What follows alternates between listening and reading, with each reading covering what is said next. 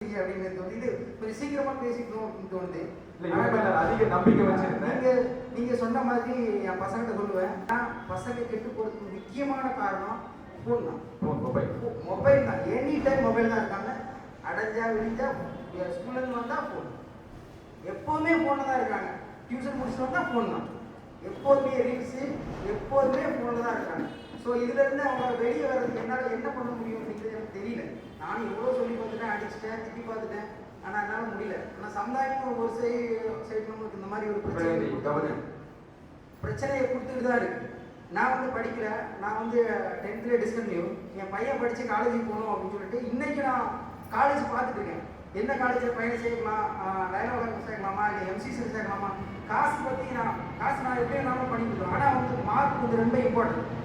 So நான் mark வந்து base பண்ணி நான் என் பிள்ளைக்கு அறிவோட நான் கனெக்ட் பண்ண மாட்டேன். ஏன்னா வந்து மார்க் வந்து அதை என்ன சொல்கிறது, மார்க் தான் அறிவு அப்படிங்கிறது அதில் எனக்கு உடன்பாடே கிடையாது. மார்க் வந்து அறிவு அப்படிங்கிற உடன்பாடு கிடையாது. ஆனால் வந்து காலேஜில் சேர்க்கும்போது கண்டிப்பாக மார்க் வேணும். ஸோ நம்மளோட கட்டமைப்பு, படிப்போட கட்டமைப்பு பார்த்தீங்கன்னா மார்க் பேஸ் பண்ணி தான் இருக்குது. நம்ம வெளிநாட்டில் பார்த்தீங்கன்னா அது பேஸ் பண்ணிடலாம். ஆனால் நம்ம இந்தியாவில் வந்து மார்க்கை பேஸ் பண்ணி தான் அவன் எவ்வளோ அறிவானவன் அப்படின்னு சொல்லிட்டு அதை டிசைட் பண்ணுது.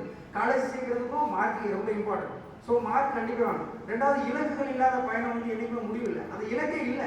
நம்ம இங்கே போனோம், இப்போ நான் வந்து ஒரு ஊருக்கு போகணும், நான் வந்து ஒரு திண்டிவனம் போகணும், நான் ஒரு இலக்கு வச்சுருக்கேன், இங்கே போகணும் அப்படின்னு சொல்லிட்டு. ஸோ அந்த இலக்கு போகணும்னா நம்ம கரெக்டாக எப்படி நம்ம போக போகிறோம், எதில் போக போகிறோம், எப்படி போக போகிறோம் அப்படிங்கிற ஒரு இருக்குல்ல. அதே மாதிரி ஒரு வாழ்க்கையில் வந்து ஒரு அவங்களுக்கு தெரியல, இன்ன வரைக்கும் தெரியல. ஸோ ஒரு டிசைட் பண்ணி வைக்கணும், நம்ம இப்படி ஆகணும், ஒரு டாக்டர் ஆகணும், ஒரு இன்ஜினியர் ஆகணும் அப்படிங்கிற இலக்கே இல்லை. இலக்கே இல்லாத பயணம் முடியவே முடியாது. ஸோ அது எப்போதுமே அந்த பசங்கிட்ட இருக்கிறாங்க, அந்த மாதிரி தான் ஒரு மென்டாலிட்டியில் இருக்கிறாங்க. ஸோ இந்த மீட்டிங் வந்து கொஞ்சம் முன்னாடி வச்சிருக்கணும் அப்படின்னு என்னோட தாழ்மையான கருத்து. நான் வாட்ஸ்அப் பதிவு. நன்றி.